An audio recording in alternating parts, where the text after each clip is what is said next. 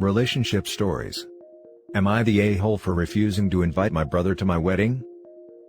About 5 years ago I was engaged, and my then fiancé ran off with my best friend and roommate. This led to all sorts of bad things happening. A few months later, my brother got married to his longtime fiancé, and I found my ex was the maid of honor at his wedding, and he made the guy she ran off with his best man. Ever since then, I have refused to have anything to do with my brother. Recently, my brother and his wife had a baby, and due to some postpartum issues, my mother has been caring for the child. So recently, my fiancé went dress shopping and invited her mom, my mom, and her wedding party. Apparently, during the drive, my mother started talking about how I should just forget what happened, forgive my brother and move on. When I was told this, I lost it. I told my mother I would never invite my brother, and that he has no place in my life. He's not a brother to me. She also thinks that because my other brother in Germany is coming, that my younger brother deserves to see him. I said that's up to him, but not at my wedding. My fiancé says I should bury the hatchet, because it's not fair that my nephew will never know me. I said if the child reaches out to me later in life, I am fine with that, but I stood my ground about not letting my brother attend the wedding, or be a part of my life. This has been going on for months and it seems like everyone is leaning to his side. Am I really the a-hole here? Edit. For everyone asking if he's ever apologized, he hasn't. One year he did have my mother give me a Christmas present. It was a doormat with my name on it. I thought it was insulting. My mother said it was him trying to extend an olive branch. Edit 2. For those asking about my relationship prior. My brother and I had a healthy relationship prior to this. The general thought process is that his wife didn't have a lot of friends here, so my ex was one of her only local friends. She would be the maid of honor. Douchebag was now her boyfriend, so my ex wanted to walk the aisle with him, so made him the best man. Obviously, this was never going to sit well with me, so the easy thing to do was to not invite me. I'm guessing they thought I would just let it go as I'm usually a mild person. Now for the top comments. Not the a-hole. He gave you a doormat as an olive branch? A doormat? A very telling gift. The fact that it literally had my name on it didn't help. He's literally mocking you and calling you a doormat. Your parents are enabling him and using his child as something above you, leverage. Take note. 1 year he did have my mother give me a Christmas present. It was a doormat with my name on it. I thought it was insulting.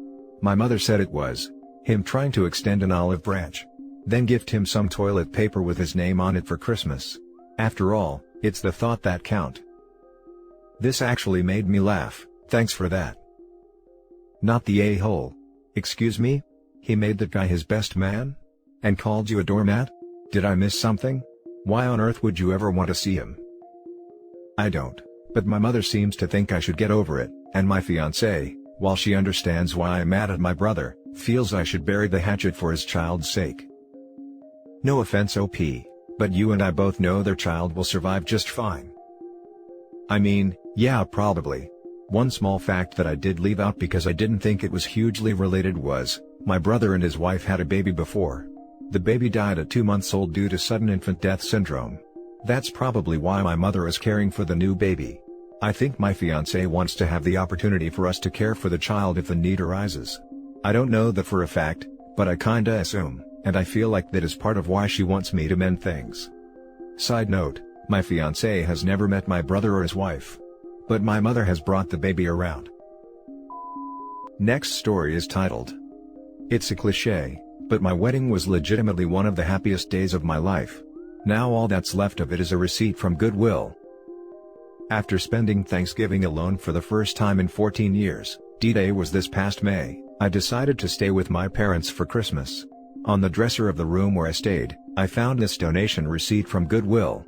I need to tell someone what it means to me. We got married in 2015 after dating for 9 years. We wanted our special day to reflect who we were, something unique. We ended up hosting an outdoor wedding on my brother's wife's farm in Michigan's Upper Peninsula. It's a physically beautiful place that held a special place in our hearts. We used to travel there with friends every summer over July 4th, listen to baseball on the radio, swim, visit with my brother's wife's parents and elderly grandparents, and generally take a pause to feel at peace. It was a very handmade wedding. We hand-painted all these shabby chic signs out of barnwood and old windows. We used these to point the way to the restroom, and to label our And our dogs, signature drinks, mine was Kentucky bourbon, my pups were root beer and lemonade, respectively. We wrote our own vows and a mutual friend officiated.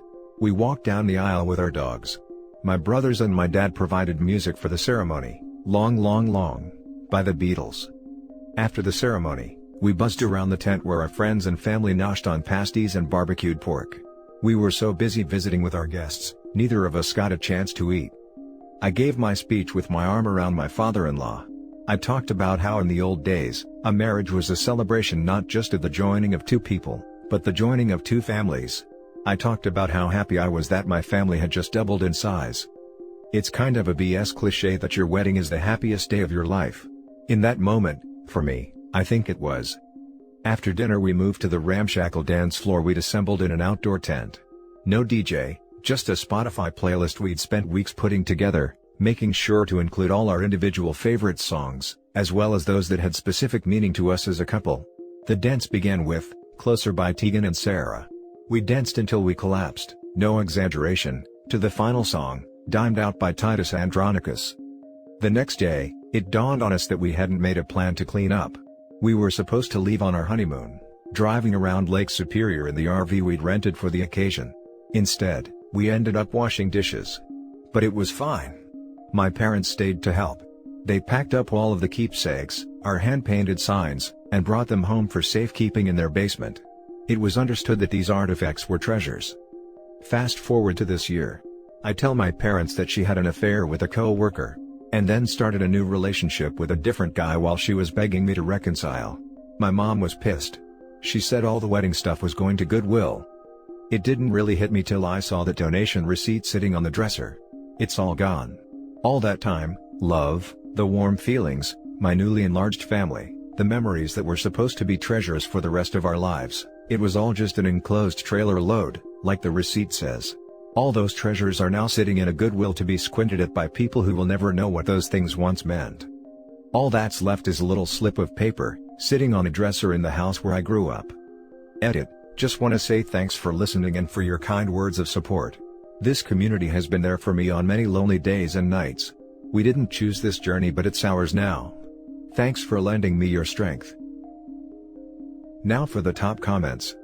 I hear you, man, and get it. My 2-year wedding anniversary is coming up, but I've already been separated 10 months. The happiest day of my life is now something I'm ashamed of. I dragged my entire family from all over this giant country to come and watch me commit to somebody for life, and I couldn't even make it work much more than a year. The good news, something else gets to happen that will be my new happiest memory. I don't know what or when, but I get to experience that happiest day of my life feeling again. Just not for a while. That is both a reasonable and hopeful outlook. How nice. I'm in a very similar spot, except I hated my wedding. We made it about 10 months. My wife picked 2 fights with me on our wedding day, the first one less than 30 minutes after we said our vows. Now she's moved out and I don't know if we will ever make it through this, or if we even should. I wish I could say words, any words, to comfort you that will take the pain away. I know your future is good because you didn't step out of the relationship. The words you wrote tell a lot about you as a man of morals. But the pain you feel now, nothing I can say that will take it away. Only time will numb this pain of the future you lost. It will pass slowly, but surely it will pass. Grieve it and cry it all out. 'Tis just a setback to the future you deserve and will have. You will cherish that future because you would know what you endured to get there. Best of luck, mate. I had all my wedding stuff in totes. My dress in a bag. 38 female by the way. I hauled it around. 3 moves. Across state. It was all in the shed of the home my now husband and I shared with my child from my absent ex. I remember October 29, 2011. My divorce papers came in the mail.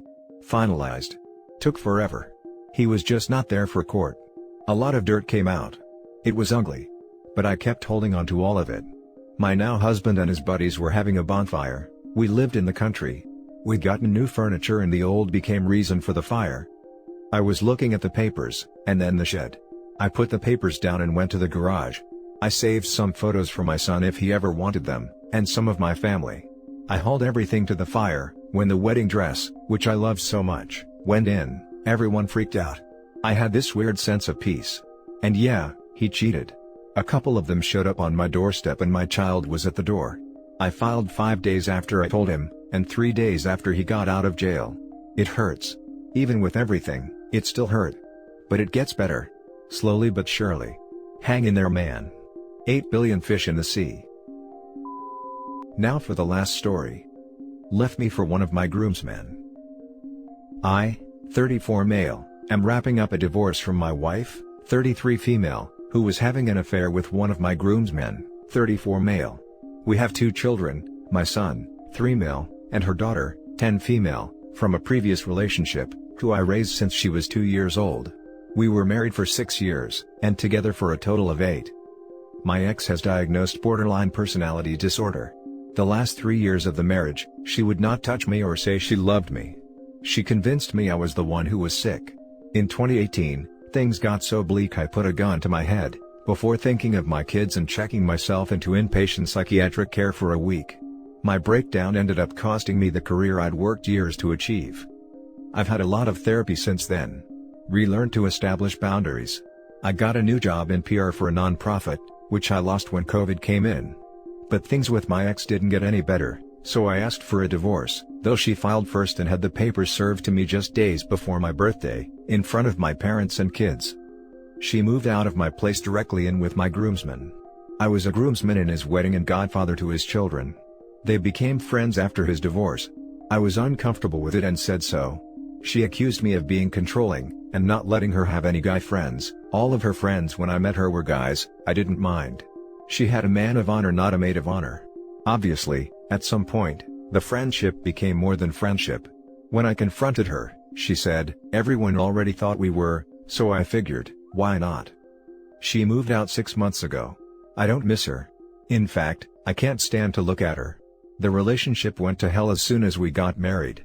I loved her so much it almost killed me, and I don't want that horrible emptiness ever again. But I'm not over the betrayal by both of them. I'm not over the fact they blew up my life and the one dream I'd had since childhood, being a husband and father. I'm so fucking angry and I don't know what to do. I hate this feeling and I hate how it is corrosive to my attempts to move on. On the legal front, I have no complaints. Split custody of the kids and no onerous property/financial issues. It's just the betrayal that's killing me. Any advice on letting go and accepting what happened so I can move on with my life? Now for the top advice. 39 female here. After you said that you checked yourself into an inpatient facility because you were a few minutes from ending yourself, is my same exact story, and why I'm divorcing right now. I saved my own life. I gave CPR to my soul. I did that. Me. Alone. I drove myself to the hospital. That day changed me and now defines a large part of who I am. This year taught me who I refuse to be or become. I have a lot of rough days, more rough than good, but man are those good days like warm honey. Like sunshine. And I chose to stay in the sunshine. Love yourself like no other because there aren't a lot of us. Thank you for this tall glass of hope. Channel your anger into exercise. Keep on keeping on. Eat well, drink in moderation. Keep yourself 90% in the present, 5% in the past, and 5% in the future. Someday she will just become a minor road bump you're glad you passed. I think it's one of those things that just take time. I've also been betrayed many times and currently in the 90-day limbo between filing in court, Washington State. Some days I feel so refreshed, cleansed, renewed, and other days, I cry and eat fried food on my couch, and get nothing done. It's helped me to release some of my frustration, by telling my friends and family about the things he did to me that I kept secret from them. They knew he wasn't treating me well, but they didn't know the details. It makes me feel less isolated when I share my hardships. If you want to DM me to release some details, I'm open to that. I can't say I can offer too much advice because I don't really know what the hell is going on either, but we can suffer together. Betrayal is hard.